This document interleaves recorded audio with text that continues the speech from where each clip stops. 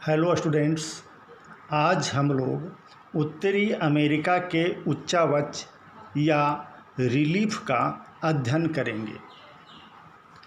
हम देखते हैं कि पृथ्वी का वर्तमान स्वरूप बहुत सुंदर लगता है, किंतु ऐसा स्वरूप प्राचीन काल में नहीं था।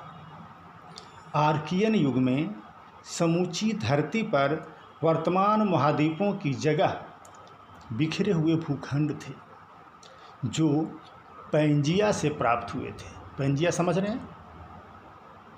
पृथ्वी का स्थल भाग और जल भाग। स्थल भाग को पैंजिया कहा गया, जल भाग को पैंथालसा कहा गया।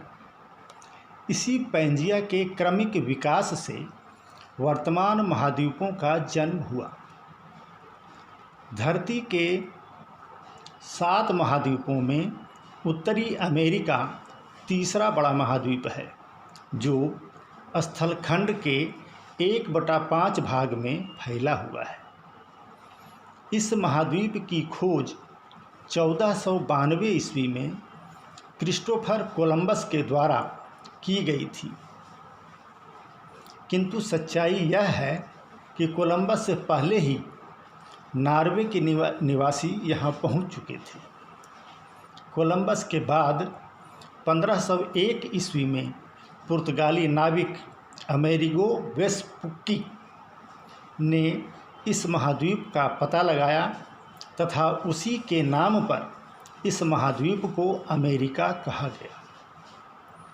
ठीक है, अमेरिका उसका नाम कैसे पड़ा? अब सबसे पहले हम इसकी भौगोलिक स्थिति को देखेंगे। उत्तरी अमेरिका उत्तरी गोलार्ध में स्थित महाद्वीप है, जो 10 डिग्री उत्तरी अक्षांश से 80 डिग्री उत्तरी अक्षांश एवं 50 डिग्री पश्चिमी देशांतर से 168 डिग्री पश्चिमी देशांतर के मध्य फैला हुआ है। इसकी उत्तर से दक्षिण लंबाई 10,000 किलोमीटर तथा पूरब से पश्चिम अधिकतम चौड़ाई 5,000 किलोमीटर है। यह महाद्वीप उत्तर में अधिक चौड़ा है, जबकि दक्षिण की ओर संकरा होता गया है। इस महाद्वीप का कुल क्षेत्रफल 2.4 करोड़ वर्ग किलोमीटर है। ठीक है, तीसरा विशाल महाद्वीप होने के कारण इसके उच्चावच में विविधता पाई जाती है। ये तो हर महाद्वीप में है, यहाँ तक कि लगभग हर देश में है, जो स्वाभाविक है।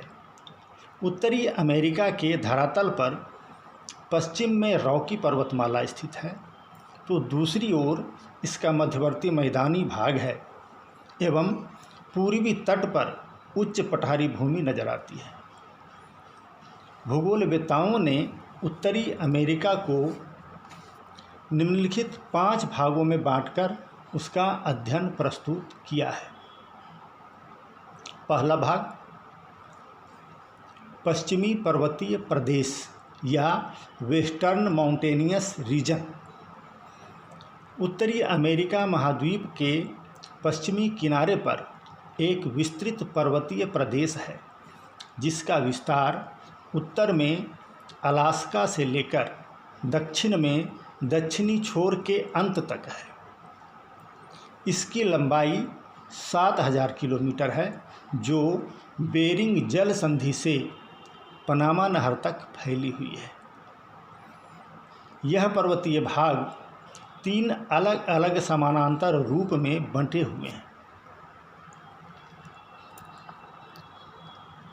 इसका पहला भाग अगर हम करेंगे तो क्या होगा?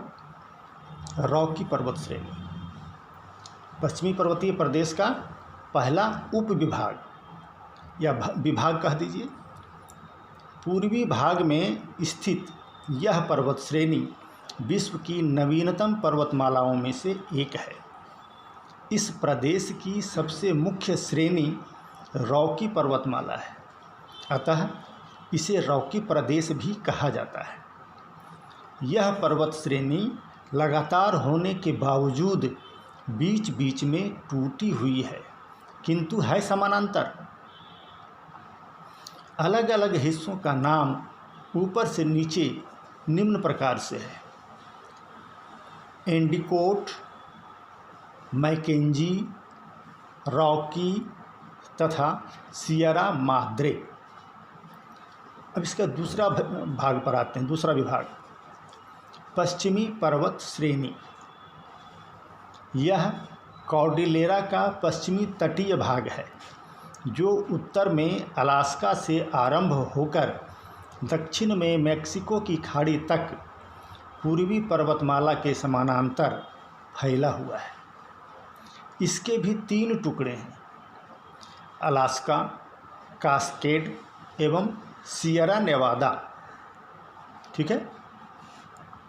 अब तीसरा पॉइंट देखते हैं। तीसरा विभाग मध्यवर्ती पठारी भाग। एक हुआ पूर्वी हिस्सा, दूसरा हुआ पश्चिमी हिस्सा।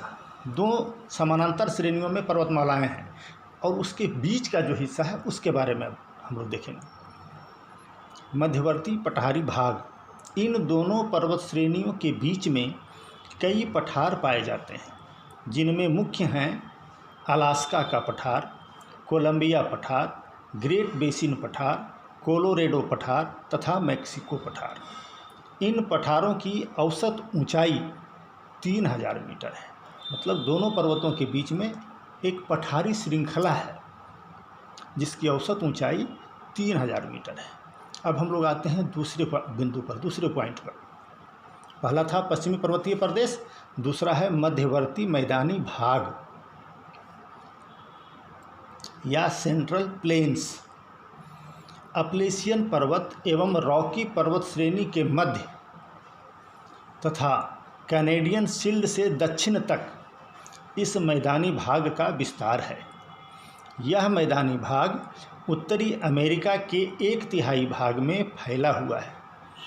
पूरब से पश्चिम इसका विस्तार लगभग 2000 किलोमीटर की लंबाई में है। इस मैदानी भाग में उत्तर में मैकेंजी एवं पीस नदी, मध्यवर्ती भाग में सस्केचुआन, चर्चिल एवं येलोस्टोन नदी तथा दक्षिणी भाग में मिसौरी, मिसिसिपी, रेड, अरकानसास एवं प्लेट नदी बहती है। इन नदियों के कारण यह मैदानी भाग अत्यंत उपजाऊ है। इस मैदान की ऊंचाई उत्तर से दक्षिण की ओर क्रमशः कम होती चली गई है। ठीक है। इस मैदानी भाग में जहाँ जहाँ छोटी पहाड़ियाँ भी मिलती हैं, जहाँ तहाँ छोटी पहाड़ियाँ भी मिलती हैं, जैसे औजार्क एवं औचिता। अध्ययन की सुविधा के लिए मैदानी भाग को 4 भागों में बांटा गया है, जैसे मैकेंजी नदी प्रदेश, कनाडा का प्रेयरी प्रदेश, संयुक्त राज्य अमेरिका का उच्च मैदानी प्रदेश एवं मिसिसिपी नदी प्रदेश।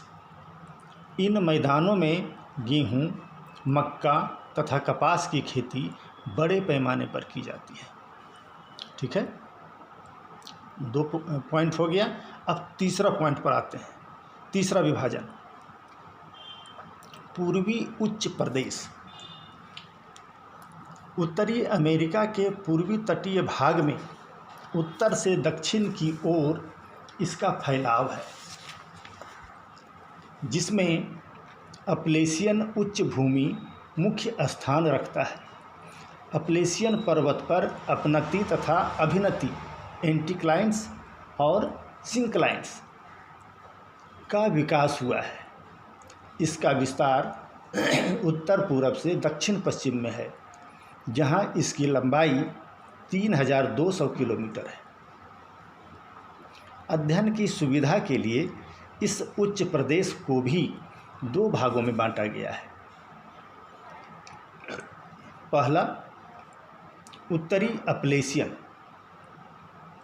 उत्तरी अपलेशियन को न्यू इंग्लैंड की पहाड़ियों के नाम से जाना जाता है, जिसकी सर्वाधिक ऊंचाई 1600 मीटर है। ये पहाड़ियाँ कनाडा के नोवास्कोशिया से न्यू फाउंडलैंड तक जहाँ तहाँ फैली हुई हैं, जिन्हें स्थानीय भाषा में मोनाडनॉक कहा जाता है। मुनार नाव का अर्थ हुआ टीले। इसी का दूसरा दक्षिणी अपलेशियन, उत्तरी अपलेशियन हो गया था, दक्षिणी अपलेशियन। इसका विस्तार उत्तर में हडसन नदी घाटी से अलाबामा तक है। इस पठार की ऊंचाई 700 से 1300 मीटर तक है, जो पश्चिम की ओर मिसिसिपी के मैदान से मिल जाता है। ठीक है, 3 विभाग समाप्त हुआ। अब चौथा विभाग तटीय मैदान। पश्चिम में पर्वतमालाएँ थी, पूरब की ओर पर्वतीय प्रदेश के साथ साथ पठारी प्रदेश है, या कहिए मुख्य रूप से पठारी प्रदेश ही है। अब दोनों के बीच का हिस्सा तटीय मैदान अलग है, दोनों के बीच का हिस्सा आगे बढ़ चुके हैं मैदानी भाग से। तटीय मैदान उत्तरी अमेरिका में अपलेशियन पर्वत एवं समुद्र तट के बीच एक लंबा और संकरा मैदान है। इसकी लंबाई 1500 किलोमीटर और चौड़ाई 300 किलोमीटर है। इसे ही समुद्र तटीय मैदान कहा जाता है। इसकी चौड़ाई उत्तर की अपेक्षा दक्षिण की ओर अधिक है। इस तटीय मैदान में अनेक नदियां बहती हैं, जिससे यह मैदान काफ़ी उपजाऊ हो गया है। इसके उलट उत्तरी अमेरिका के पश्चिमी भाग में तटीय मैदानों का अभाव पाया जाता है। ठीक है, 5वां विभाजन कैनेडियन शील्ड। कैनेडियन शील्ड का विस्तार उत्तर में हडसन की खाड़ी तथा उसके समीपवर्ती प्रदेश पर है। यह क्षेत्र पूरी तरह से ऊबड़ खाबड़ है, क्योंकि इस प्रदेश में अनेक छोटी छोटी नदियों ने इसकी भूमि को काट छांट डाला है। कैनेडियन शील्ड का क्षेत्र लगभग 50 लाख वर्ग किलोमीटर तक फैला हुआ है, जिस पर जहाँ तहाँ छोटी छोटी पहाड़ियाँ और झीलें मौजूद हैं। प्राचीन पठार होने के कारण यह खनिजों का भंडार है, जिसके आधार पर इस प्रदेश का बहुत हद तक विकास हो गया है। इस प्रकार हम देखते हैं कि 5 भागों में बांटकर इसका अध्ययन करने से यह संपूर्ण हो जाता है।